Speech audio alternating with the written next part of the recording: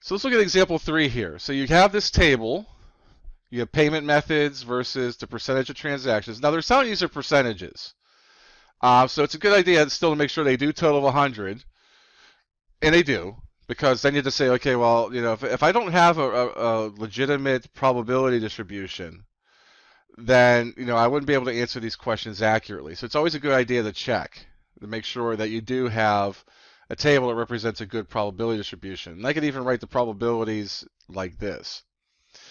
So basically, this one here, you're asked if a transaction tracked in the survey is selected at random, what is the probability that the transaction was paid for in part A, a credit card or a debit ATM card, and in part B, with cash or some other method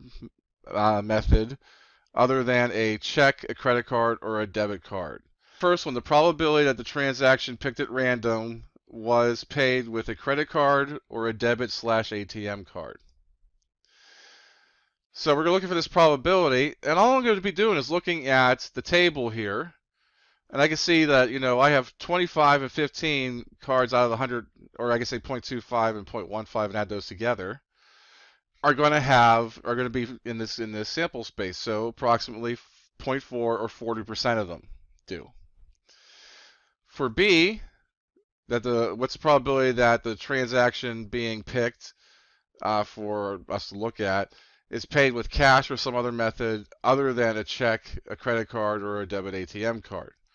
So we have cash, or we have the other category, and I can see those probabilities are 0.14 and 0.09, and that totals 0.25. So the probability or the percentage of that we expect out of this group would be about 25%.